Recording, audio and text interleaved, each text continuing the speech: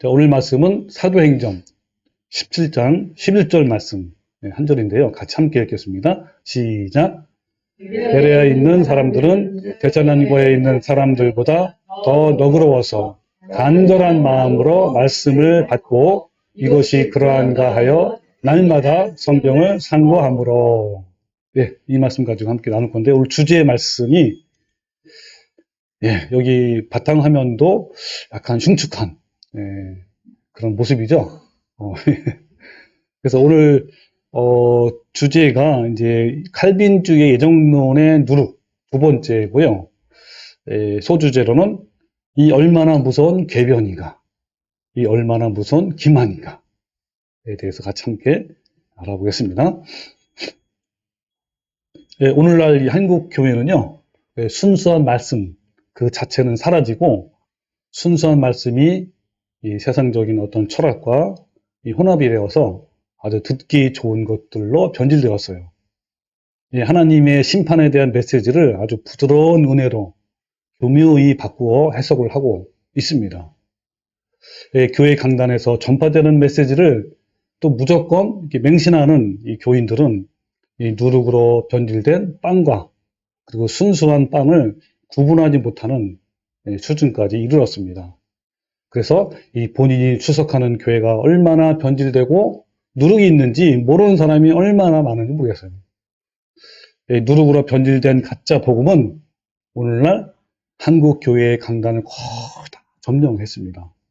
이 누룩이 온 천지에, 온 교회에 순식간에 땅 전체로 퍼져나간 것처럼 이 시대의 누룩 복음은 순식간에 한국 교회의 강단을 점령했습니다.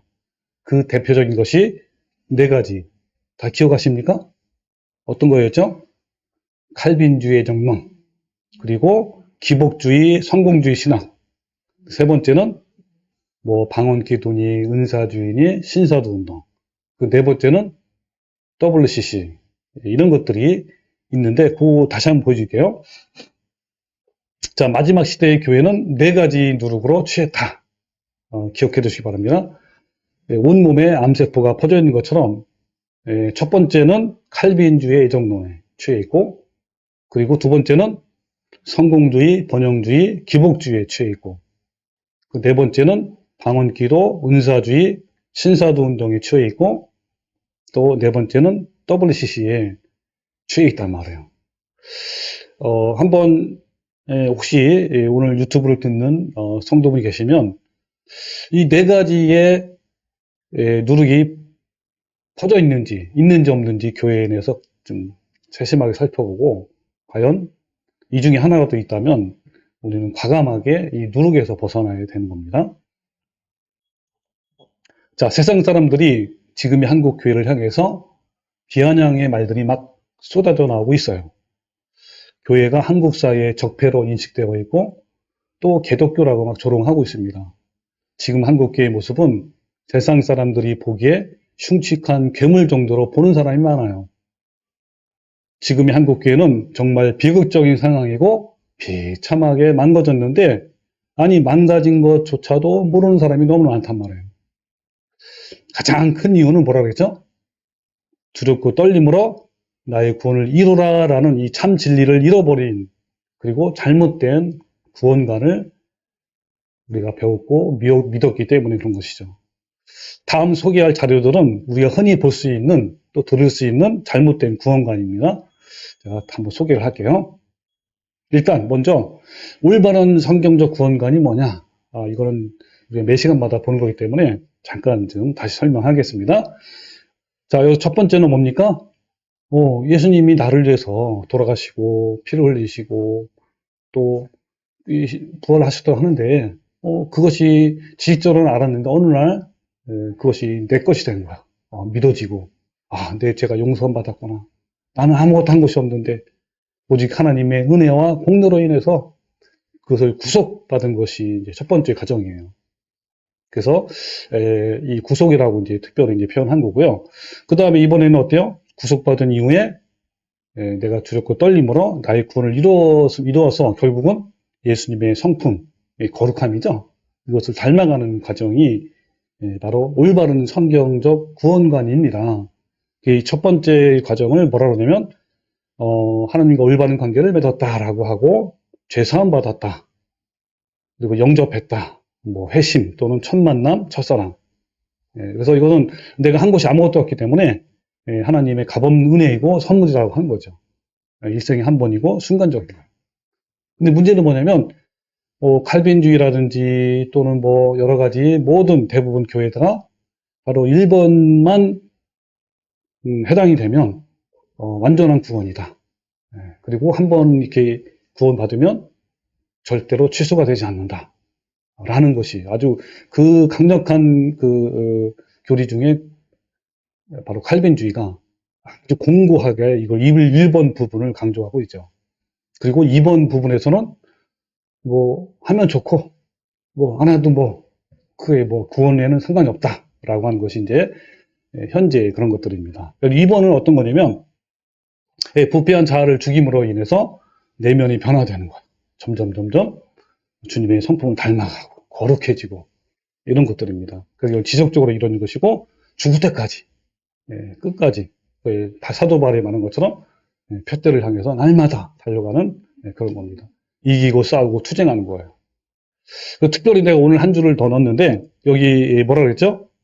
한 줄 복음이라고 한번 같이 해볼까요? 시작. 나도 너를 정죄하지 아니하노니 가서 다시는 죄를 범하지 말라. 이거는 이제 현장에서 간음하다 잡힌 이제 그 여자가 예수님께 데리고 와가지고 예수님께 그랬죠. 이 여자는 율법에 의하면 돌로 쳐 죽이겠습니까? 했습니다. 당신은 뭐라고 하겠습니까? 라고 할 때 이제 예수님께 뭐 이렇게 해가지고 글을 쓰면서 사람들한테 돌을 막 잡고 던지려고 하는 그 사람들한테 죄 없는 자가 먼저 돌을 쳐라. 그러니까 먼저 윗사람부터 양심의 가책을 느끼고 물러갔어요. 그때 맨 마지막에 이 가늠한 여자와 예수님만 남았어요. 그때 하시는 말씀이에요. 뭐라 그랬죠? 예수님이 나도 너를 정죄하지 않냐노니. 이 말을 무슨 말이냐면 내가 너희들을 다 용서했다라는 거예요. 과거의 모든 죄. 그것도 끝나는 게 아니죠. 그죠? 여기서 끝나는 게 바로 1번이에요. 하나님이 그냥 무조건 용서해 준 거야. 그죠? 아무것도 한 것이 없는데. 그 다음에 뭐라 했죠? 가서 다시는 죄를 범하지 말라가 2번이에요. 이제부터는 거룩함을 이뤄가고 주님을 닮아가고 그러면 또 다시 이런 죄를 짓는다라고 하는 것은 이거는 하나님께 더 큰 죄예요. 그래서 성경에 보면 돼지가 이렇게 토했던 것을 다시 먹는 것 같고 더 악하게 되고 이런 것처럼 더 안 좋은 거란 말이에요. 근데 많은 현재의 교회의 많은 구원관이 어떠냐면 1번을 계속 강조하기 때문에 2번에 대해서는 많이 소홀히 하고 이렇게 하고 있다는 겁니다. 그 중에 가장 강력한 게 바로 뭐라 그랬죠? 아까 칼빈주의인데 여기 구체적인 것을 내가 한번 들어왔어요. 이 자료는 어떤 거냐면 페이스북에 보면 이 아둘람 공방이라는 목사님들 이렇게 많이 모이는 그런 그 그룹이에요. 제가 가입했는데 오늘날 읽어보니까 이런 내용이 나온 거예요. 다 읽긴 그렇고 제가 빨간 부분만 한번 이렇게 읽어볼게요. 여러분은 이웃을 사랑할 수 있습니까? 한번 생각해 보세요. 우리는 어느 누구도 사랑할 수 없습니다. 태어나서부터 항상 악한 마음을 가지고 태어났기 때문입니다. 그러면 창세기 6장 5절에 여호와께서 사람의 죄악이 세상의 관영함과 그 마음의 생각의 모든 계획이 항상 악할 뿐임을 보시고 그러면서 네 맞습니다. 우리가 항상 악한 마음을 가지고 있기 때문입니다. 그래서 예수님을 이 땅에 보내주셨습니다. 그러면서 로마서 3장 24절 그리스도 예수 안에 있는 구속으로 말미암아 하나님의 은혜로 값없이 의롭다 하심을 얻은 자 되었느니라. 그렇죠. 이 부분 나중에 또 얘기할게요. 그러면서 악하고 추하고 더러운 우리를 오직 하나님의 은혜로 값없이 의롭다 하신 것입니다. 우리가 무엇을 잘해서 구원을 받은 것이 아니라 오직 하나님의 은혜입니다. 은혜가 무엇입니까? 아무 공로 없이 공짜로 하나님께서 우리에게 주는 것이 은혜입니다. 그래서 예수님께서 십자가의 공로로 아무 조건 없이 우리 죄를 사해 주신 것입니다. 자, 이 부분은 좀 어디 부분이에요? 아까 우리가 올바른 성경에서 네, 첫 번째죠, 그죠? 이 첫 번째만 가지고 이렇게 감사하다라고 은혜 찬양한다라고 하면서 하는 그리고 이제 그러기 때문에 우리는 구원을 받았고 그러기 때문에 예, 이제 천국 간다라고 이제 이런 식으로 이제 하는 거예요. 그러면 어때요? 그 옆에 있는 게 뭐냐면 이것을 댓글이에요. 댓글 보면 뭐 아멘 할렐루야 감사합니다 뭐 좋아요 뭐 이런 거 쭉 달려 있어요. 이것을 내가 알려준 거예요.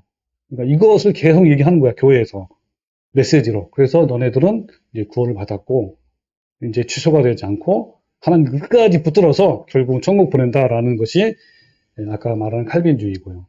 자, 또 하나 제가 더 가져왔는데 요거는 제 유튜브에 올라온 댓글이에요. 그래서 댓글을 내가 이렇게 캡처해 놨는데 요거 잘 안 보이죠? 그래서 제가 요거를 따로 정리를 해왔습니다. 정리 내용을 한번 읽어볼게요. 자, 모든 인간은 하나님 앞에서 죄인입니다. 살인, 강간뿐만 아니라 작은 거짓말, 험담, 시기, 질투, 미워하는 마음, 탐욕, 음행, 모든 것이 죄입니다. 죄인이 구원을 받은 길은 오직 죄가 없으신 주 예수 그리스도의 보혈을 공로를 어린아이처럼 믿으면 구원을 받는 것입니다. 그냥 믿으면 구원을 받는다 그러죠, 그죠? 그리고 이 세상에 의인은 단 한 사람도 없습니다. 하나의 죄를 짓든 만 가지의 죄를 짓든 하나님 보시기에 다 같은 죄인입니다. 죄의 싹은 사망입니다. 죄 때문에 지옥에 가는 것입니다. 예수님께서는 십자가에 못 박혀 피를 흘려 죽으셨다가 무덤에 묻히신 후 3일 만에 부활하셔서 내 죄의 문제를 완전히 해결했습니다. 그러면서 뭐라냐면 예수님이 흘리신 피로 나의 과거, 현재, 미래의 모든 죄는 다 용서되었습니다. 지옥에서 구원을 받아 하늘나라에 가는 것은 아주 쉬운 것입니다. 이것이 이렇게 이런 식으로 여러분 이런 말 들으면 분별을 하셔야 돼요. 어디 분별이 돼야 안 돼요. 분명히 되죠, 그죠? 그러니까 뭐 여기 있는 것처럼 모든 미래죄까지 앞으로 지을 죄까지 다 용서를 했단 말이에요. 그러니까 너무너무 쉬운 거야. 믿기만 하면 되니까 예수님이 나의 죄를 다 용서했다는 걸 믿고 받아들이면 되는 거니까 나는 이제 죄에서 해방된 거고 이제 여기 있는 것처럼 하늘나라에 가는 거는 너무너무 쉬운 거야. 이렇게 얘기하는 거야. 또 읽어볼게요. 지금 바로 내가 죄인임을 시인하고 예수께서 흘리신 피로 내 죄가 용서되었음을 믿고 입으로 고백하면 됩니다. 그러면 이제 구원받는다는 거야. 이게 이제 그분이 이제 또, 두 가지를 성경을 들었어요. 로마서 1장 10절을 보내면, 의인은 믿음으로 말미암아 산다. 믿기만 하면 된다. 그 다음에 또 우리가 로마서 10장 9절 말씀 잘 아시죠? 우리 몇 주 전에 같이 했던 말씀이에요. 예수 그리스도를 내 구주로 고백하고 시인하고 마음으로 믿으면 구원을 받는다라는 말씀. 우리 지난번에 했죠? 그 부분에서 잘 얘기했는데 어쨌든 그렇게 이제 말 그대로 내 예수님이 내 구주이심을 시인하고 마음으로 믿으면 구원을 받는다라고 하는 그 얘기를 하는 거예요. 그러면서 지금 바로 내가 죄인임을 시인하고 예수님께서 흘리신 피로 내 죄가 용서되었음을 믿고 입으로 고백하면 됩니다. 구원받기 원하시면 아래와 같이 믿음으로 기도하세요. 이게 저한테 하는 얘기예요. 그러니까 쉽게 말하면. 근데 그 내용을 보면 사형리 교회예요. 우리 지난번에 봤던 이제 그 순복음교회에서 조익 목사님이 하는 그런 비슷한 겁니다. 자, 그 사형리 내용 이런 거예요. 위대하신 하나님, 이거 그대로 따라하는 거예요. 따라하면서 마음으로 믿는 거야. 입으로 시인하면서. 그러면 이제 아멘 하는 순간에 이제 주님께서 내 죄를 용서해 주신 거고, 주님이 내한테 영접하신 거고, 또 나는 죄사함 받은 것이고, 또 예수님과 올바른 관계 맺는 것이고, 그리고 그렇게 되는 거란 말이에요. 자, 여기 보면 위대하신 하나님, 저는 죄인입니다. 하나님이신 예수님께서 이 땅에 육신에 오셔서 십자가에서 피를 흘려 죽으시고 부활하셔서 저의 모든 죄들을 용서하신 것을 오늘 알았습니다. 이제 제가 예수님을 저희 구주로 믿고 영접하오니, 그죠? 제 마음에 들어오셔서 저를 지옥으로부터 구원해 주세요. 저를 구원해 주셔서 감사합니다. 주 예수 그리스도의 이름으로 기도합니다. 아멘, 따라서 아멘 하는 거야. 그러면 당신은 이제 구원받았습니다. 그리고 이제 열심히 교회 나와서 신앙생활 하십시오. 여러분, 당신은 지금 이제 한 번 구원은 영원합니다. 하면서 이게 계속 얘기하는 거야. 자, 또 한 가지 자료를 보면 이것도 이제 며칠 전에 달린 댓글이에요. 여기 보면 은사주의와 신사운동은 사탄의 역사다라는 그 댓글에 밑에 달린 건데 예수 그리스도의 십자가의 대속의 은혜로 구원을 받은 것을 구원을 받고 죄를 범하면 다 구원에서 떨어진다는 가르침이 이단이다. 그러니까 나보고 이단이라는 거야. 이제 한번 대속의 은혜로 구원을 받으면 그것이 구원을 받은 것인데 구원받은 다음에 또 죄를 범하면 구원에서 떨어진다. 구원이 취소가 된다. 뭐 지옥 간다. 뭐 이런 것이다. 이단의 가르침이라는 거죠. 그러면서 뭐라냐면 당신의 죄가 십자가의 은혜보다 더 위대한가 보는군요. 이렇게 보는군요. 오직 예수 그리스도의 보배로운 피로, 피인데 피로 죄사함과 구원을 받은 사람들은 구원에서 떨어지지 않습니다. 무슨 말인지 알겠죠? 절대로 안 떨어진단 말이죠. 또 지금 당신의 가르침이 거짓 가르침이고 율법주의로 구원을 가르치는 거짓 가르침이네요. 나한테 하는 얘기요. 당신이 거짓이다. 이단이고 거짓 가르침이고 이런 거다라고 이제 저한테 하는 얘기입니다. 이런 것들이요. 그러니까 뭐냐면 이 한두 사람이 아니라 대부분 거의 8, 90% 이상이 이렇게 다 알고 있어요. 그것이 이제 문제인 거죠. 자, 여러분은 어떠신가요? 이런 구원을 믿고 있는 교인이 한국교회 8, 90%라고 이렇게 생각이 됩니다. 그런데 이 한 번 구원은 또 영원하지 않다라고 이해하는 교인도 어느 정도 있어요. 근데 문제는 뭐냐면 이들의 구원의 조건은 또 종교 행위에 근거하고 있어요. 그 무슨 말이냐면 교회 열심히 나가고 뭐 사역자이고 헌금과 봉사와 전도를 열심히 하니까 구원을 받을 것이라고 마음속으로 굳게 믿고 있단 말이에요. 그러니까 두 가지 동시에 존재하는 거예요. 뭐냐면 목사님이 이제 뭐라고 가르치냐면 한 번 구원은 영원하다. 너 이미 구원받았어. 하고 강조를 막 하니까 그걸 믿어요. 근데 믿으면서도 또 한편으로는 성경에 보면 또 많이 나오잖아요. 믿는 사람도 버림을 받는다라는 비슷한 말씀이 많잖아요. 그죠? 그런 말씀이 있다는 것을 알기 때문에 이때 뭐가 또 필요하냐면 은근히 자신의 공로를 의지하게 되는 거예요. 이런 성향이 있습니다. 그래서 우리는 성경이 말씀하시는 구원이 아니라 순화시킨 가짜 구원을 들어온 거예요. 오랫동안 길들여져 왔기 때문에 거짓 구원이 진짜 구원인 줄 알고 있단 말이에요. 많은 사람들이. 자, 그 중에 가장 강력한 것이 바로 아까 말한 칼빈주의 5대 교리예요. 자, 이 부분은 제가 나중에 또 자세히 설명을 할 거고요. 그러니까 인간은 모든 사람은 완전히 타락했다. 아무것도 할 수 없다는 거죠. 그러기 때문에 의지조차 없다는 거예요. 그러기 때문에 하나님이 창세전에 무조건 선택을 구원받을 자와 구원받지 못할 자를 선택을 했고 또 구원받을 자들만 위해서 하나님 예수님이 이 땅에 오셔서 십자가에 피 흘리신 거고 그 사람한테만 하나님께서 억지로라도 막 은혜를 막 퍼부어줘서 강제로라도 해가지고 어떻게든지 성도의 궁극적인 견인이 뭐냐면 구원을 받게 하는 거다. 이것이 바로 쭉 연결된 거예요, 이게. 자, 이 부분 나중에 또 한번 또 자세히 할게요. 이 칼빈주의 5대 교리인데,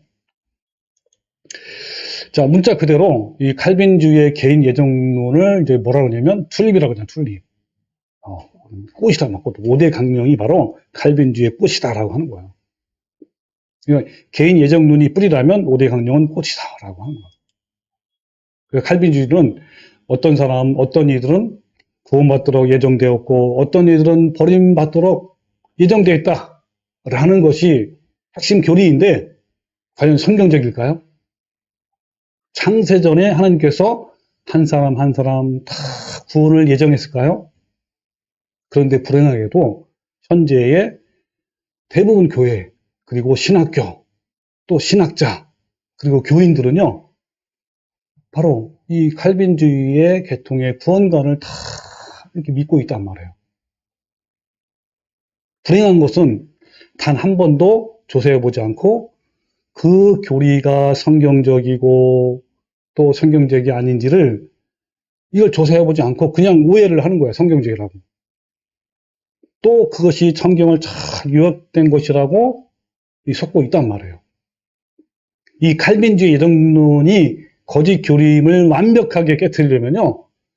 앞으로 계속 몇 번이고 체크하고 우리 저는 팩트 체크를 하면서 계속 깨트려야 돼요. 그냥 우리나라뿐만 아니죠. 전 세계에 이 칼빈주의 교리가 너무너무 단단하게 이 교인들의 마음을 붙잡고 있단 말이에요. 그거를 이제 성경에 보면 견고한 진이라고 표현한 거야. 아주 견고해, 진이. 그 허물들려면 저 깨트리고 또 깨트리고 또 깨트려야 돼요. 또 여러분도 지금 칼빈주의는 거짓교리라고 믿고 있지만 언제 다시 또 그 덫에 걸릴 수가 있단 말이에요. 계속 우리가 확인하고 또 확인을 해는 거예요.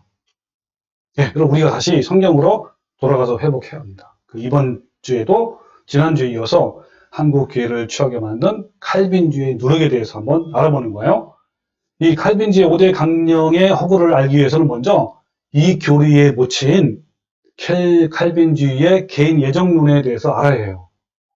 이 대다수 사람들은 칼빈주의 예정론에 대한 구체적인 내용을 정확하게 파악하기도 전에 그것이 성경이라고 단정해버리는 경향이 있단 말이에요. 그러나 5대 교리는 결코 성경이 아닌 거예요. 단지 교리일 뿐입니다. 성경은 그 교리를 입증하기 위해서 인용되었을 뿐이에요. 이게 무슨 말이냐면 교리를 미리 만들어 놓고 그 교리에다가 성경을 꿰 맞추는 거, 인용한단 말이에요. 그럼 뭐예요, 이것이? 예, 이런 교리는 바로 성경 권위 위에 있다는 거예요. 이 얼마나 무섭고, 그죠? 정말 섬뜩한 그런 결론입니까? 여러분들 잘 아시는 것처럼 이 가톨릭의 최고의 권위는 누구죠? 교황이죠, 그죠? 그러니까 교황의 말이 성경보다 더 우선한단 말이에요. 가톨릭이 결코 변할 수 없는 것은 성경의 권위가 자신들의 전통보다 못하다는 거예요. 예, 이것처럼 칼빈주의 5대 강령도 칼빈주의자들이 만들어낸 사람들의 교리이고 전통인데 그것을 성경보다 더 우위에 둔단 말이에요. 이 칼빈주의자들은 자신의 입맛에 맞게 교리를 만들었고 그 교리에 성경 구절들을 다 끼워 넣어서 인용하는 거야. 그리고 교리를 정당화시켜요. 많은 사람들이 넘어가는 거야. 그렇게 하니까. 그러니까 성경 자체를 보고 이해를 해야 하는데 그것을 교리화를 하게 되면 잘못된 오류에 빠지는 위험성이 커요. 예를 들면 칼빈주의든 아니면 아르미니안주의든 또 웨슬리안주의든 성경을 가지고 교리를 증명하고 인용을 하면요. 정말 위험에 빠지고 결국은 심각한 오류로 빠지고 결국은 신성모독이 되는 거예요.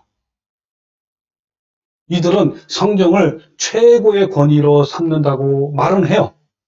그렇지만 자신들이 만든 교리를 최고의 권위로 삼고 성경을 그 아래에다가 그 종의 위치에다가 두는 어리석은 일을 범하고 있는 거예요. 이제 앞으로 칼빈주의의 교리와 성경이 어떻게 충돌하는지 또 얼마나 모순이 되는지 그런 거짓들이 점점 드러날 거예요. 그러기 위해서 우리는 성경을 올바르게 볼 줄 알아야 돼요. 무엇보다 중요한 것은 어떤 선입견을 버리고 성경을 보는 거예요. 어떤 교리에 색안경을 끼고 성경을 보거나 또 어떤 큰 목사님, 유명한 목사, 신학자라 막 주장한단 말이에요. 그렇다고 해서 무조건 옳다고 생각하면 안 되는 거예요. 우리는 오늘 본문 말씀에 베레아 성도들의 그 삶을 본받아야 되는 거예요. 자, 그들이 어떻게 했다 그랬죠? 간절한 마음으로 말씀을 먼저 받아요. 그럼 끝나는 거예요? 아니죠. 어떻게 한다고요? 이것이 그러한가 하여 날마다 성경을 상고했다라고 했습니다. 바로 이 부분이야. 이 부분이 너무 우리가 중요한 것이죠. 그래서 한번 우리가 칼빈주의의 개인 예정론의 5가지의 불본의 법칙을 한번 일단 볼게요. 자, 이들이 밑바탕에 있는 게 뭐냐면 5가지가 있어요. 이걸 먼저 알면은 칼빈주의의 그 정체를 알 수 있습니다. 첫 번째로 창세전에 모든 것이 결정됐다라는 것이 이들의 주장이에요. 법칙이에요. 칼빈주의의 5대 교리의 배경인 예정론에는 결코 빼놓을 수 없는 것이 2가지가 있단 말이에요. 존재하는데 뭐냐면 첫 번째 뭐예요? 창세전에. 무조건 창세전이야. 그리고 둘째는 뭐예요? 그 창세전에 세상의 전 과정에 대한 모든 것이 결정되었다, 뭐 예정되었다 라는 것이 그들의 법칙이란 말이야. 변할 수 없는 법칙이에요. 그래서 이 칼빈주의 수제자라는 배자가 있어요. 이 배자가 뭐라 그러냐면, 하나님은 영원전에 일정한 시간이 되면 일어날 모든 것을 결정하셨을 때 동시에 그것이 일어나기를 원하는 방식과 방법도 결정하였다라고 하는 거야. 이 칼빈주의는요, 칼빈주의가 이렇게 예정론에 대해서 먼저 얘기했잖아요. 근데 그 예정론을 더 발전시키는 사람이 누구라고요? 제자, 또 그 제자, 계속 지금 발전시키는 거예요. 자, 이렇게 얘기했단 말이에요. 그러니까 하나님은 영원전에 또 창세전에 이 세상에 일어날 일들을 다 어때요? 결정했는데 모두 결정했다고 그래요? 원하는 방식과 방법도 다 결정됐다는 거예요. 자, 두 번째로, 자, 창세전에 결정된 계획은 역시 역사 속에서 완전하게 일치하여 진행되었다라는 법칙이에요. 그냥 이것도 그냥 대충 그냥 넘어가는 게 아니라 뭐야? 아주 완전하게 일치하고 진행된다. 자, 이거에 대한 한번 자료를 보면, 자, 이 칼빈주의의 그 교리를 담은 그 장로의 신앙 고백서, 이걸 뭐냐면 웨스터민스터 이제 고백서라고 해요. 자, 뭐라냐면 하나님께서는 영원 전부터 그 자신의 뜻하신 바 가장 지혜롭고 거룩하신 계획에 의하여 장차 있을 모든 일을 자유롭고 변치 않게 작정하셨다라는 거야. 자, 어떻게 했다고요? 예, 자신의 뜻하신 바를 가장 지혜롭고 또 거룩하신 계획에 의해서 장차 일어날 모든 일에 대해서 작정했단 말이에요. 변하지 않고. 자, 또 볼까요? 하나님의 섭리가 인간의 모든 계획과 행위에 위에 있다는 것이며, 그는 한 사람의 행동까지도, 여러분의 개인의 행동까지도 어떻게 했다고요? 그의 섭리의 도구로 이용하셔서 그가 정하신 바 심판을 수행케 하신다라고 하는 거예요. 여러분의 한 사람 행동 모든 걸 다 미리 결정했단 말, 쉽게 말하면 언제? 창세전에. 또 세 번째는 뭐냐면 역사나 세계는 이미 배정된 순서에 따라 오직 앞으로만 전진해 나간다. 네, 순서에 따라 그대로 이루어진단 말이에요, 그죠? 여러분 잘 보세요. 여기 보면 여기 이제 이 보트너라는 이 신학자가 뭐냐면 이렇게 했습니다. 그가 창조하시기로 결정하셨을 때 그에게는 하나님이죠. 하나님에게는 가능한 계획들이 무지 많았다. 그런데 그 계획들은 실제로 현재 우리가 처해 있는 이런 세계를 창조하시기로 결정하신 것이다 라고 하는 거예요. 자, 좀 빨리 할 테니까 이해되시죠? 자, 또 볼게요. 자, 이번에도 보면 창조 시에 역사의 과정이 정해져 있기 때문에 역사는 직선적이다라는 말이 뭐죠? 그대로 이루어진단 말이에요. 하나하나 순서대로. 자, 이걸 이제 결정론이라고 하고 발전론이라고 이제 얘기하는 겁니다. 그 다음에 네 번째는 자, 예정한 대로, 결정한 대로만 모든 것이 발생한다 라는 법칙이에요. 자, 또 이거 보면 칼빈이 얘기한 겁니다. 하나님이 아시고 뜻하시고 정해놓으신 것이 아니면 아무것도 일어날 수 없도록 배려하신 하나님의 은밀한 계획에 의해 다스려지고 있다는 사실을 기억해야만 한다라고 하는 거예요. 자, 또 볼까요? 자, 이번에 아까 보트너라는 사람이죠. 자, 하나님의 계획은 전 우주의 사물을 포함할 만큼 광범위할 뿐만 아니라 가장 세미한 부분까지도 관계할 만큼 치밀하여 장래에 발생할 모든 사건에 있어서 불가피적 확실성을 가진다라고 한 거예요. 그러니까 세세한 것까지도 하나님이 다 미리 어땠던 거예요? 예정하고 결정했단 말이에요. 그대로 이루어진다 그 얘기죠. 다섯 번째는 창세전 결정 그리고 성취는 절대자의 주권이다. 그러니까 이 예정론만큼요 하나님의 주권을 인정하는 것이 없어요. 모든 것이 다 하나님 주권이에요. 모든 것이 전 세계 우리 개개인뿐만 아니라 그 얘기를 하는 거예요. 자, 보면 자, 여기 보면 칼빈에게 있어서 신적 작정론이야말로 하나님의 주권성의 가장 깊은 데서 나온 이론이다. 그러니까 칼빈주의의 모든 이론은 하나님의 주권을 가장 드러낸 것이다. 그러기 때문에 튤립이라고 한 거예요. 무슨 말인지 아시죠? 가장 아름다운 꽃이래요. 하나님이 다 주권이기 때문에. 하나님이 다 하신 것이기 때문에. 자, 또 보면 여기 하나님은 장래에 일어날 모든 것을 영원부터 주권적으로 결정하시고 자연적, 정신적 모든 피조계에 자신의 주권적 의지를 행하시되 자기의 선정하신 계획에 의해서 하신다. 이렇게 하신 거예요. 또 하나님의 결정은 영원 불변하며 주권적이다. 하나님이 결정하거나 허락하지 않은 것은 아무것도 발생할 수 없다. 여러분 어떠신가요? 지금까지 보면 한번 생각 좀 해보시란 말이에요. 이제 그 생각 보지 마시고 어떤지 한번 과연 성경적인지 옳은지 안 옳은지를 한번 스스로 생각해 보시란 말이에요. 자, 5가지를 한번 정리해 봤어요. 자, 한번 1번이 뭐냐면 창세전에 모든 것이 결정되었다. 2번은 창세전에 결정된 계획은 역사 속에서 완전하게 일치하며 진행된다. 세 번째는 역사나 세계는 이미 배정된 순서에 따라 오직 앞으로만 전진해 간다. 또 결정한 대로만 모든 것이 발생한다. 그 창세전 결정 그리고 그 성취는 절대자의 주권이다. 라고 이렇게 얘기를 하는 거예요. 예. 여러분 어떠신가요? 예. 이런 법칙은 세계 역사뿐만 아니라 개인의 구원과 모든 삶의 영역까지 다 포함이 되는 거예요. 여러분 느낌을 한번 듣고 싶은데 한번 나중에 한번 들어봅시다. 어떻죠? 여러분이 어떤 생각이 드는지 한번 깊이 한번 생각을 해보시기 바랍니다. 자, 이상 5가지의 칼빈주의 이정론의 불변의 법칙들은 정말 심각해요. 그것은요, 운명론이고 숙명론이에요. 여러분, 이런 칼빈주의 교리가 진리이고 성경적일까요? 창세전 결정론은 결코 성경을 설명할 수가 없어요. 그저 단편적인 것 외에는 성경 전체를 설명할 수 없단 말이에요. 그러니까 설명되지 않는 것을 억지로 끼워 맞춘 거예요. 이 칼빈주의 교리는 성경과 어울리지 않는 것들이 너무나 많아요. 물론 부합되는 것도 있지만 그 부분 나중에 또 이해할 거예요. 그럼에도 사람들은 그 교리를 따르고 신봉하고 자화자찬한 거예요. 그들은 철저히 뭐야?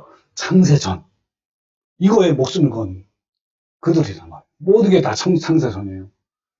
또 하나님께서 예정한 대로만, 또 결정한 대로만, 계획한 대로만 된다라는 그들이 아주 완전히 그걸 고집하고 있단 말이에요. 그러니까 그들에게는요 현재가 없어요. 여러분 현재가 있을까요? 다 언제만 된 거예요? 창세기 이미 다 해놨단 말이에요. 현재가 없어. 그러니까 하나님께서는 인간에게 귀중한 자유의지와 그에 따른 책임을 주셨어요. 그런데 이들은 결정되었으니까 이미 구원을 받았으니까 라고 하면서 어떻게 현재의 삶이 있을까요? 여러분 인간을요 여러분 연극의 대본대로 연극하는 연기자가 있잖아요. 그 연기자에 불과한 거예요. 현재 삶에 대해서 어떤 삶을 살아도 즉 예를 들면 흉악한 연쇄 살인범으로 살아도 창세전에 하나님이 다 해놓으셨으니까 그 어떤 책임도 없는 거예요. 그 누구한테 있는 거야? 책임이? 하나님이 다 이정했으니까 하나님이 다 있는 거예요. 정말 이 얼마나 무서운 계변인가요? 창세전에 다 결정했으니까 이미 구원을 받았으니까 라고 하면서 영생과 영원한 멸망의 모든 책임을 하나님께 떠맡긴 채 아무것도 하지 않으려 하는 거야. 더 나아가서 그것을 하나님의 전적인 은혜라고 미워하고 주장하니까 이 얼마나 무서운 기만이냐니까. 아니 어떻게 세상의 모든 역사가 그리고 우리 개인의 모든 삶이 창세전에 결정이 되었고 그 결정된 대로만 이루어질까요? 자, 그렇다면 실패의 역사는 누구의 책임일까요? 예를 들면 여러분 이집트 이스라엘 역사 중에 이집트에서 노예의 비참한 삶을 산 적이 있잖아요. 이스라엘 민족이. 예. 그걸 통해서 하나님 뭐냐면 이스라엘의 실패 역사를 통해서 그들을 교훈하시기를 원하시는 거예요. 그리고 이집트에서의 혹독한 노예 사례를 통해서 결코 다시 그러한 처절한 역사가 반복되지 않도록 하나님은 깊이 깨닫기를 원하신단 말이에요. 자, 그런데 여기서 제가 질문을 한번 들어볼게요. 여러분, 둘 중에 하나인지 한번 답을 해보세요. 자, 질문을 뭐냐면, 이스라엘의 실패 역사, 이 바로 이집트의 노예에 때난 말은 그 실패 역사는 누가 만든 것일까요? 자, 첫 번째, 하나님이 창세전에 이스라엘의 그런 역사를 결정했을까요? 아니면 두 번째, 이스라엘 백성 자신이 그런 역사를 만들었을까요? 자, 여러분, 첫 번째입니까? 두 번째입니까? 한번 얘기해 보세요. 자, 만약에 하나님이 창세전에 이미 예정하셨고 결정하셨다라고 말한다면 하나님께서 고의적으로 노예를 만드셨다가 은혜를 베푸시는 것이 되는 거예요. 이와 같은 칼빈주의 사상은 교회 안에뿐만 아니라 세상에서도 큰 이슈가 된 적이 있어요. 몇 년 전에 이런 칼빈주의 역사관이 교회 안에서만 있었어요. 그런 것이 아니라 이제 실제로 한국 사회에서 문제가 된 적이 있단 말이에요. 혹시 언제인지 알아요? 세월호 사건이 일어나서 유가족들과 온 국민이 함께 아파하고 있던 그 기간에 교회 지도자들의 망언이 막 터져 나왔어요. 그 뭐냐면 세월호 참사를 두고 많은 목사들이 세월호의 참사는 하나님의 뜻이다라고 도저히 이해할 수 없는 발언을 해가지고 이 상처난 유가족의 마음을 더욱 아프게 했던 사건이었어요. 그러니까 이 세월호 참사는 하나님이 타락한 한국 사회를 그리고 부패한 한국 교회를 회개케 하기 위해서 연단하기 위해서 내려주신 하나님의 뜻이라다는 거예요. 또 심지어 세월호 참사는 하나님이 한국을 그리고 또 한국 교회를 사랑하셔서 창세전에 예정하셨고 결정하신 일이다라고 교회 강단에서 거침없이 메시지를 선포되게 했습니다. 여러분 어떠신가요? 세월호가 하나님 뜻이에요? 그때 온 국민들은 분노했고 어떤 분은 SNS에 이런 글을 올려서 어떤 글을 올렸냐면 아니 인간 말종들만 골라 목사시켰나? 이런 거예요. 이 세월호 참사에 대한 목사들의 망언에 이어서 그 당시에 총리 후보로 지명된 문창극 장로의 그 교회 강단에서 이렇게 강연했던 쉽게 말해 설교한 거죠. 그 내용이 온 국민 위에 도마 위에 올라왔어요. 매스컴과 정치권과 온 국민의 뜨거운 감자였단 말이에요. 그러니까 세월호 사건을 통해서 기독교가 아닌 세상에서 칼빈주의 민낯이 드러나게 된 거예요. 그러니까 그동안 교회 안에서만 머물렀던 것들이 사회로 전달이 되면서 사회의 일반적인 가치관과 충돌하면서 세상 사람들에게 큰 충격을 받은 거예요. 준 거죠, 충격을. 자, 그 문창극 총리 후보자가 뭐라고 설교를 했냐면 일본 식민 지배, 6.25 전쟁, 그리고 남북 분단 등이 하나님의 뜻이며 또 일제의 악랄한 침략과 착취, 그리고 6.25 전쟁과 남북 분단은 우리 민족을 연단하여 결국 축복하시려는 하나님의 뜻이다라고 한 거예요. 그러자 일반 시민들과 각층 사회에서는 그에게 막 돌을 던지기 시작한 거야. 그리고 흥분한 사람들은 그것이 하나님의 뜻이라면 일제의 치하에서 순응한 친일파들은 하나님의 뜻에 순종한 사람들이다. 그리고 반면에 일제 식민 통치하에 반기를 들고 항쟁한 독립투사들은 모두 하나님의 뜻을 거스른 반역자들이 된 것이 아니냐라고 막 분노를 한 거예요. 이 문 후보의 발언은 온 사회를 분노로 들끓게 했어요. 자, 그런데 잘 보세요. 그런데 이 문 후보의 이런 역사 강연을 두고 한국 교회는 그를 감싸기 시작했어요. 여러분께 한번 질문할게요. 아까 문 후보의 그 말이 한국 교회에서는 어떻게 받아들인지 아세요? 문 후보의 말을 다 진리로 여겨요. 제가 중간에 얘기하는 거예요. 다 그렇게 믿고 있다고요. 아마 여기 있는 분 중에서도 아마 헷갈릴 거예요. 네. 그러니까 이 문 후보의 발언이 여론으로부터 문매를 맞자 교계 일부 목사와 단체들이 문 후보를 막 공개적으로 두둔을 한 거예요. 그 중에 몇몇 유명한 목사들은 신문 광고까지 내면서 지지 성명을 발표한 거예요. 당시에 망명이 있는 신학자이고 한국장로교 총합연합 대표 회장이죠. 이름이 알려지고 또 현재는 이제 고인 되신 목사님인데 이정은 목사님. 당시에 언론사에 글을 올렸어요. 매스컴에다, 신문사에다. 자, 그 내용을 제가 한번 공개할게요. 자, 이런 내용입니다. 자, 그는 이제 문 후보예요. 건강한 신앙인이며 존경받아야 한다. 문 후보의 강연은 기독교 신학의 입장에서 전혀 문제가 되지 않을 뿐 아니라 오히려 매우 수준 높은 신앙임을 보여준다. 이 문 후보의 역사가는 하나님의 주권 사상을 믿는 그리스도인의 역사 인식에서 출발하고 있는 것이므로 기독교 신학의 차원에서 건강한 신앙인으로 존경받아야 한다.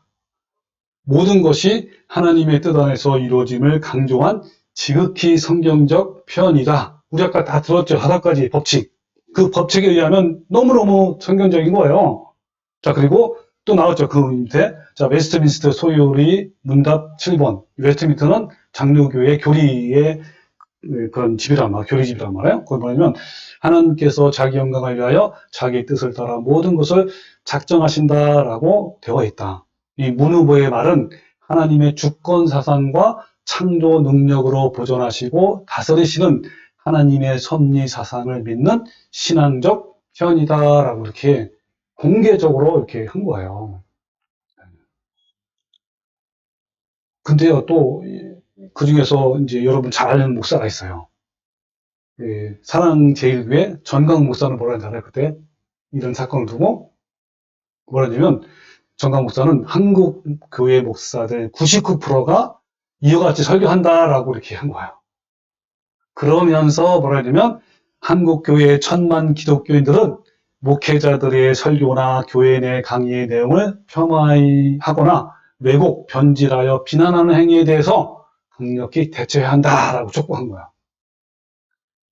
이 옛날부터 이게 꽤 오래 전이잖아요. 오래 전인데 이 전강 목사님은 지금도 그렇지만 이런 뭐 이게 뭐죠 대우하는 그런 걸 잘하는 것 같아요. 옛날부터 지금도 뭐 촉구한다 그러잖아요. 강력히 대처한다고.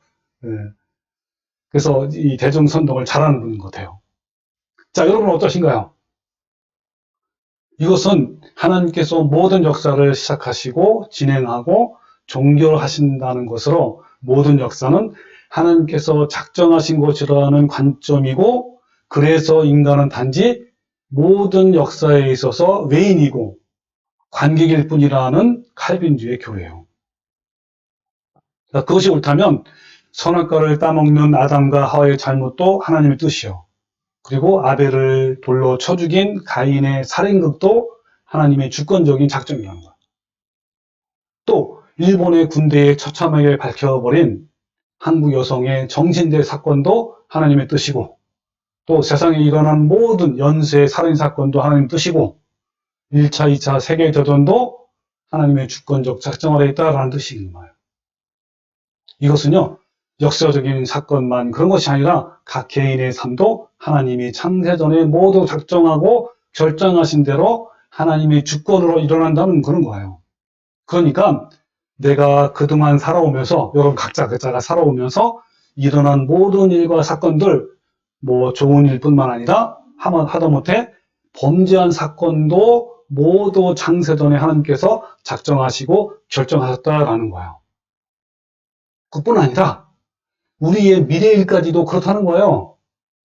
그러니까 연극 대본대로 연극을 하는 연기자처럼 한 세계 역사나 개인의 삶도 그렇다는 거예요. 여러분 이 말은 무엇을 의미하는 것이죠?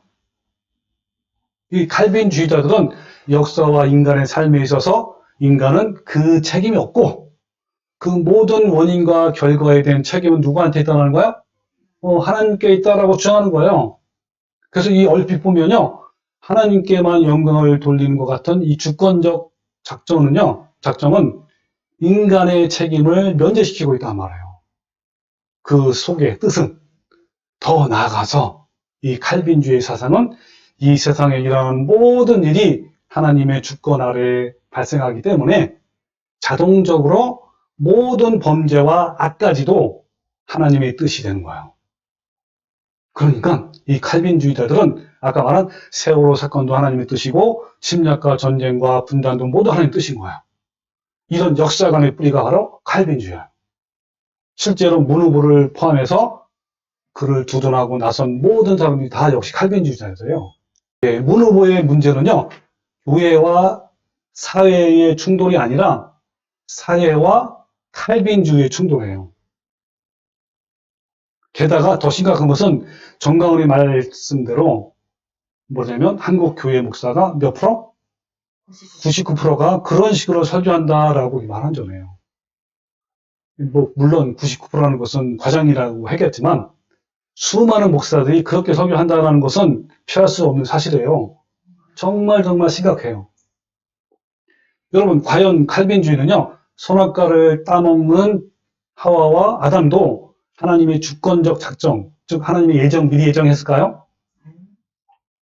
이 부분에 대해서는 제가 다음 시간에, 사실은 오늘 다 해야 되는데 너무너무 시간 긴 거야. 빼버렸어요. 다음 시간에 할 거예요. 네. 그래서 지금부터 창세전에 하나님이 결정한 대로 하나님의 뜻대로 모든 일이 일어났다는 이 교리가 과연 성경적인지 함께 알아봅시다. 자, 보세요, 이제. 자, 하나님의 뜻에 대한 의미가 성경에 두 가지가 있어요. 자, 하나는 델레마.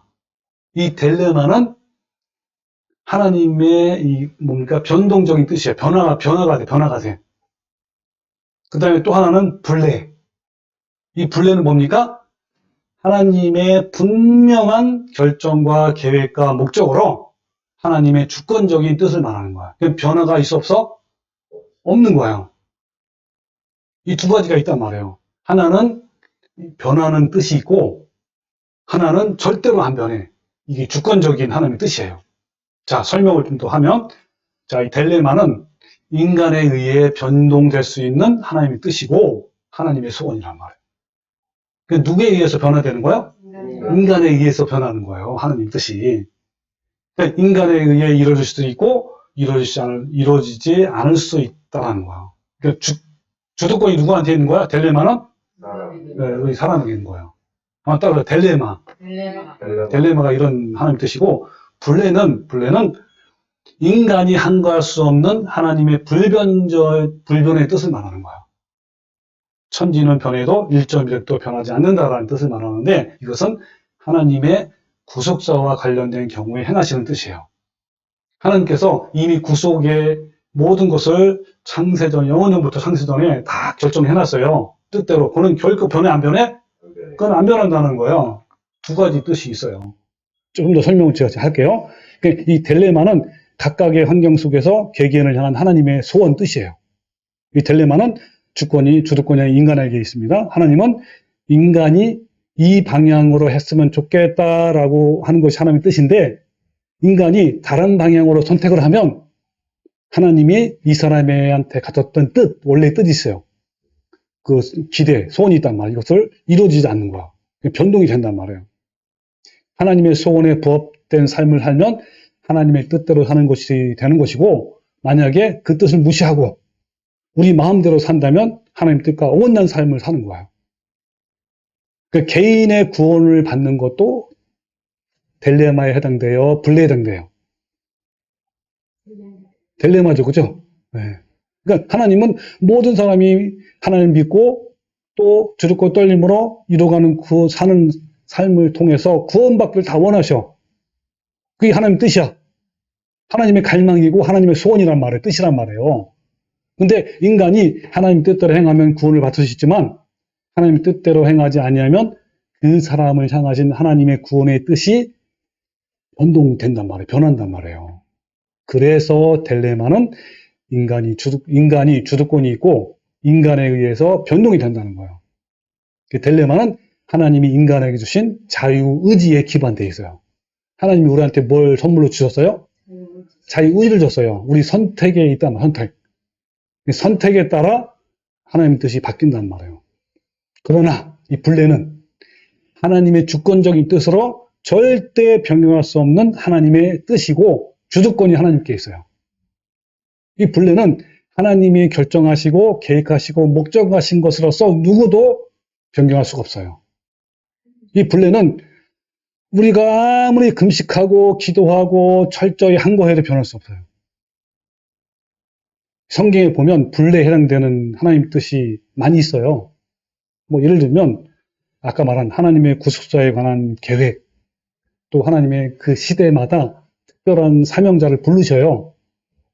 그런 것들은 절대 하나님 뜻이란 말이에요. 이거는. 예를 들면 뭐 세례 요한은 뭐죠? 예수님이 오시기 전에 그 예수님을 준비하는, 예비하는 그런 자로 왔잖아요. 이게 하나님 뜻이에요. 이거는요, 결코 변동이 없는 거예요. 그리고 사도 바울도 하나님의 이방인 구원자로 세웠잖아요. 이런 사역자 세우는 거. 뭐 고레스도 마찬가지고, 선지자들 마찬가지고. 네, 이런 사명자를 통해서 그 사역을 반드시 이루고자 하시는 것이 분례라, 분례. 네? 뭐 예를 들면 요나를 통해서 니느웨의 복음을 전달하는 이런 것도 마찬가지예요. 이것이 바로 하나님의 주권적인 뜻이에요. 분례는 하나님의 변동할 수 없는 뜻으로 하나님께서 변동 못한단 말이에요. 뜻으로 인간이 절대 바꿀 수 없어요. 반대로 딜레마는 인간의 선택으로 하나님의 뜻과 소원을 얼마든지 바꿀 수 있어요. 자, 이제 어때요? 분례와 딜레마가 구별되십니까? 자, 그렇다면 여러분께 한번 질문해 볼게요. 한번 대답을 해보세요.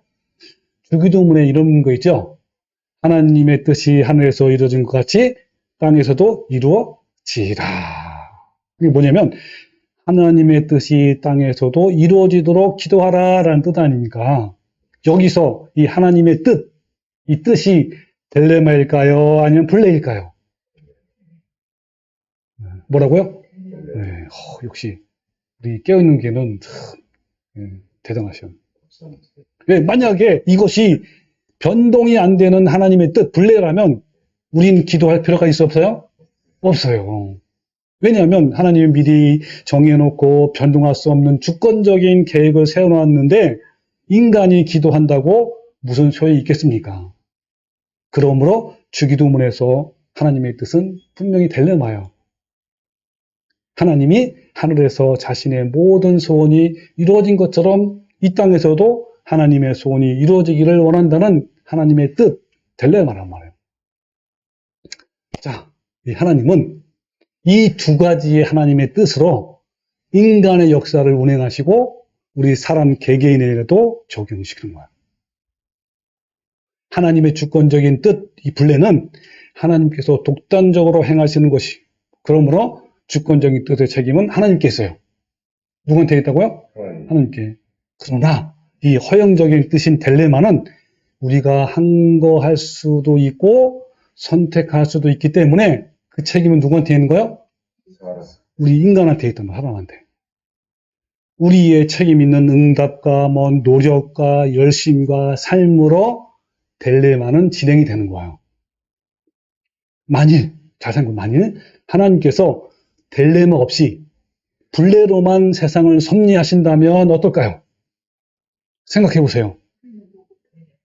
그렇죠. 세계의 모든 역사와 개인의 뭐 사고, 질병, 만남, 범죄, 선행 등등 모든 것들, 모든 삶은 짜여진 드라마 각본이 되는 거예요. 근데 반대로 분례 없이 딜레로만 섭리하신다면 어떻게 할까요? 모든 것이 우연이 되는 거예요. 역사의 방향을 결정하지 않으시고 우리의 의지와 결정이 맡기게 되는 거예요. 다시 쉽게 말하면 세상을 창조만 해놓으시고 방치 않으시는 건 똑같은 거예요. 그렇지만 하나님은 이 세상을 누가 이끄셔요? 하나님이 이끄시는 거예요.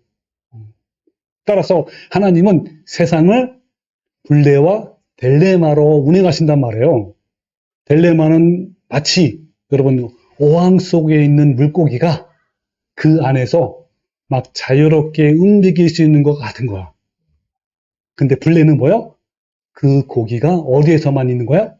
그렇죠. 어항에서만 자유로울 수 있는 그런 것 같은 거예요.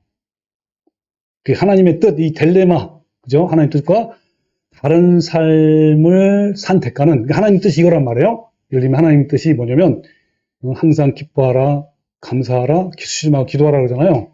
이게 하나님 뜻 아닙니까? 이제 뜻이 있어요. 근데 이런 뜻과 다른 삶을 산 대가는 누구한테 있다고요? 사람한테, 자기 자신이 스스로 져야 하는 거야. 그래서 지옥과 천국은 하나님이 미리 결정해서 보내는 것이 아니라 개개인의 선택에 따라 스스로 들어가는 거예요. 근데 칼빈주의자들은 뭐라고 한다고요?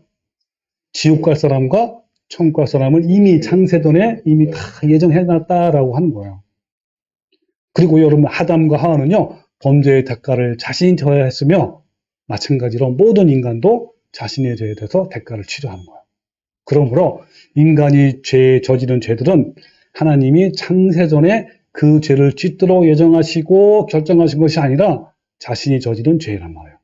따라서 세월호 사건, 악랄한 일본 식민지 지배, 6.25 전쟁, 그리고 남북 분단 등은 하나님의 뜻이 아니라 인간이 저지른 판단 착오와 죄로 인한 역사의 결과이고 그 대가는 우리 자신들이 져야 하는 거예요. 오늘 우리도 우리의 구원에 대한 대가를 스스로 지기 위해서 어떻게 하죠? 십자가를 지고 주님을 따라가야 하고 육신의 정욕과 십자가를 못 박아서 두렵고 떨림으로 구원을 이루어야 되잖아요. 성령님의 도우심으로 나 자신이 죄와 피 흘려 싸워야 하고 또 날마다 세상을 이기야 하는 치열한 전쟁을 하는 자가 하나님 나라에 가는 것이 하나님의 뜻이에요. 딜레마란 말이에요. 그러나 이런 하나님 뜻에 순종하지 않는 자는 천국을 소유하지 못한단 말이에요. 여러분 어떠신가요? 이 운명적이고 숙명적인 칼빈주의 교리가 성경적입니까? 전혀 아닌 거예요. 이 교리라는 탈을 쓴 철학이에요. 성경을 인용한 철학이란 말이에요. 이것은요, 옛날 어거스틴이 회심 이전에 가지고 있었던 헬라 철학을 회심 이후에 성경을 인용해서 만든 거예요. 이 칼빈주의 역사에 대해서는 나중에 자세히 또 설명드릴게요. 이 사람들은 이 교리라고 하면 성경을 조직적으로 압축해 놓은 것이라고 알고 있어요. 그러나 일반적으로 알고 있는 교리는 성경이 아닌 거예요. 이렇게 교리를 우선시하는 것을 교리주의라고 그래요. 뭐라고 한다고요? 교리주의. 이런 자들을 교리주의자라고 이렇게 하는 거예요. 이 교리주의자들은 무엇을 믿고 신앙하고 있는지, 성경인지 아니면 철학인지, 여러분, 성경이 아니라 철학으로 하는 거예요.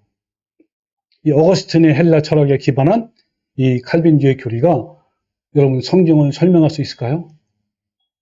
칼빈주의 교리가 두렵고 떨림으로 구원을 이루어가라는 명령을 설명할 수 있을까요? 정반대죠? 그럼 칼빈주의 교리가 좁은 길로 가라라는 말씀을 어떻게 설명할 수 있겠습니까? 없어요. 또 성경이 뭐라고 그러죠? 육신대로 살면 반드시 죽는데요. 또 이런데 어떻게 칼빈주의 교리가 어떻게 이해가 됩니까? 너무나 많아요. 그런 것들이 칼빈주의와 대치되는 말씀이 너무너무 많단 말이에요. 그렇게 많은데도 칼빈주의 교리라는 이 안경이 씌워지면요, 그렇게 다 보이는 거예요. 그렇게 어리석은 거예요. 그러니까 창세전 결정론은 결코 성경을 설명할 수 없어요. 그저 단편적인 것 외에는 성경 전체를 설명할 수 없단 말이에요. 이 설명되지 않는 것은 억지로 깨어 맞춘 거라요. 이 칼빈주의 교리가 성경과 어울리지 않는 것이 너무나 많죠, 그죠? 그럼에도 많은 사람이 그 교리를 따르고 신봉하고 따른다. 그들은 철저히 창세전에 예정대로만, 결정대로만 라고 계속 얘기하면서 이 운명적이고 숙명적인 과거에만 매어 있단 말이에요. 그들의 삶이 현재가 있어 없어요? 없어요. 현재의 삶에 대해서 어떤 삶을 살아도 그 어떤 책임도 없고 신강성도 없는 정말 얼마나 무서운 교리입니까? 또 하나님께 다 모든 걸 떠맡긴 채 자신은 아무것도 하지 않으려고 하는 거예요. 또한 그것을 하나님의 전적인 은혜라고 미화하고 주장하는 거예요. 정말 이 얼마나 무서운 기만입니까? 여러분, 베레아 성도처럼 간절한 마음으로 말씀을 받고 이것이 그러한가요? 날마다 성경을 상고하고 연구해서 내 것으로 만들어야 돼요. 그래서 진리에 대한 칼날을 예리하게 갈고 또 가는 성도가 됩시다. 여러분의 칼날이 무뎌진다면요, 비진리와 사탄과의 싸움에서 패배하고 말 거예요. 여러분, 우리 모두 진리의 칼날을 예리하게 다듬어서 사탄의 강력한 진을, 또 거짓 교리의 강력한 진을 무너뜨리고 올바른 진리를 전하는 성도가 되시기를 주님의 이름으로 축원합니다. 아멘. 아멘.